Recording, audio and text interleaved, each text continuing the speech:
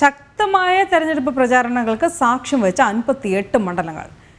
ഇവയാണ് ഇനി മറ്റന്നാൾ ജനവിധി തേടാനായി ഒരുങ്ങുന്നത്. ഇന്ന് പരസ്യ പ്രചാരണം അവസാനിക്കുകയാണ്. എപ്രകാരമായിരിക്കും അവിടെ നിന്നുള്ള വിവരങ്ങൾ എന്ന് അറിയിക്കാനായി ഡൽഹിയിൽ നിന്ന് നമ്മളോടൊപ്പം ചേരുന്നത് ഗൗതം അനന്തനാരായണനാണ്. Gautam, good morning. എന്തായാലും അടുത്തൊരു ഘട്ടത്തിലേക്ക് കൂടി നമ്മൾ അടുത്തിരിക്കുന്നു. ഇനി ഒരു ഘട്ടം മാത്രമാണ് ബാക്കിയുള്ളത്.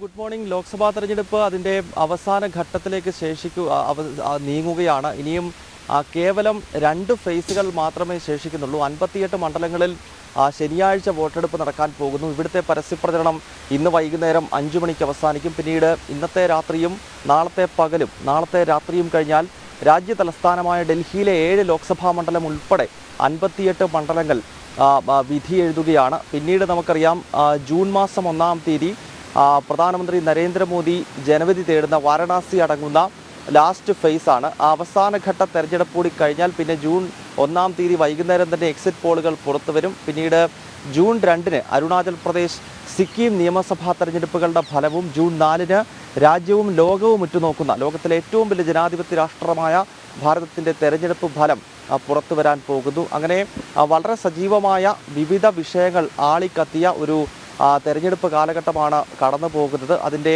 6-ാം ഘട്ട തെരഞ്ഞെടുപ്പിൻ്റെ പരസ്യപ്രചരണം കൂടി ഇന്ന് അവസാനിക്കാൻ പോകുന്നു. ഈ ഒരു ഘട്ടത്തിൽ നമുക്കറിയാം വിവിധ വിഷയങ്ങൾ സജീവ തെരഞ്ഞെടുപ്പ് വിഷയങ്ങളായി ഈ ഘട്ടത്തിൽ ഉയർത്തി. പ്രത്യേകിച്ച് കോൺഗ്രസ് നേതാക്കൾ അടുത്ത കാലത്ത് നടത്തിയ പാകിസ്ഥാൻ അനുകൂലമായിട്ടുള്ള പ്രതികരണങ്ങൾ, അതിനെ ശക്തമായി വിമർശിച്ചുകൊണ്ട് BJP നേതൃത്വം കടന്നു വന്നത്, വ്യാജ വീഡിയോകൾ നിർമ്മിച്ചുകൊണ്ടുള്ള തെരഞ്ഞെടുപ്പ് ഫേക്ക് തെരഞ്ഞെടുപ്പ് പ്രചരണങ്ങൾ, അതുമായി ബന്ധപ്പെട്ട വിവാദങ്ങൾ, അതോടൊപ്പം തന്നെ നമുക്കറിയാം ജാതി രാഷ്ട്രീയം ഉയർത്തിക്കൊണ്ട് ഉത്തർപ്രദേശ് പോലെയുള്ള സംസ്ഥാനങ്ങളിലേക്ക് INDA സഖ്യം ഒരു ഭാഗത്ത് ജാതി രാഷ്ട്രീയം ഉയർത്താൻ ശ്രമിച്ചപ്പോൾ അതിനെ ഹിന്ദുത്വ ദേശീയത വെച്ചുകൊണ്ട് പ്രതിരോധിക്കുന്ന പ്രധാനമന്ത്രിയെയും BJPയെയും നമ്മൾ ഈ തെരഞ്ഞെടുപ്പ് കാലഘട്ടത്തിൽ കണ്ടു. അങ്ങനെ 7 ഘട്ടമായി നടക്കുന്ന തെരഞ്ഞെടുപ്പിൻ്റെ പ്രചരണം അത് എല്ലാ അർത്ഥത്തിലും ശക്തമായ രീതിയിൽ തന്നെ മുന്നോട്ട് പോയി.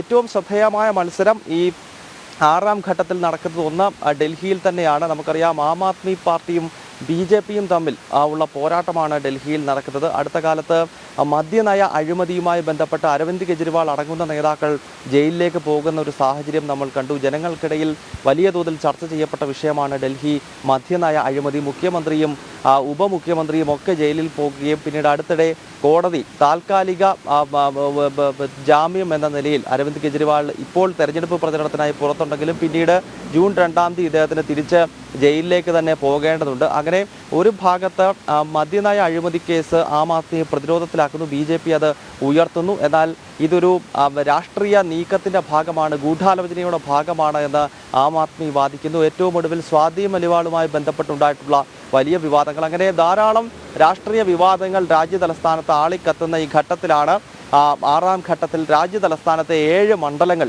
വിധി എഴുതാൻ പോകുന്നത്. 2014-ലും 2019-ലും ഡൽഹിയിലെ 7 മണ്ഡലങ്ങളും BJPക്കൊപ്പം നിന്നു എന്നതാണ് ശ്രദ്ധേയമായ ഘടകം. നമുക്കറിയാം ഡൽഹി നിയമസഭയിൽ മൃഗീയ ഭൂരിപക്ഷമാണ് ആം ആദ്മി പാർട്ടിക്ക് ഉള്ളത്. 2 ടേമിൽ ഇപ്പോൾ അരവിന്ദ് കെജ്രിവാൾ മുഖ്യമന്ത്രിയായി തുടരുകയാണ്. പക്ഷേ ലോക്സഭ നോക്കിക്കഴിഞ്ഞാൽ കഴിഞ്ഞ 10 വർഷക്കാലം BJPക്കൊപ്പമാണ് ഈ കേന്ദ്രഭരണ പ്രദേശമായ ഡൽഹിയിലെ 7 മണ്ഡലങ്ങളും. അതിനാൽ ഈ ലോക്സഭാ തെരഞ്ഞെടുപ്പിലും അതിൽ വലിയ മാറ്റങ്ങൾ ഉണ്ടാകില്ല എന്ന് തന്നെയാണ് BJP ക്യാമ്പ് ആത്മവിശ്വാസം പ്രകടിപ്പിക്കുന്നത്. എന്നാൽ ആം ആദ്മി പാർട്ടിയാകട്ടെ BJPയുടെ കോട്ടകളിൽ ഏതെങ്കിലും രീതിയിൽ വിള്ളൽ വരുത്താൻ സാധിക്കുമോ എന്ന രീതിയിലുള്ള ശ്രമം കെജ്രിവാളിൻ്റെയും ആപ്പിൻ്റെയും ഭാഗത്ത് നിന്ന് നടക്കുന്നുണ്ട്. അനു.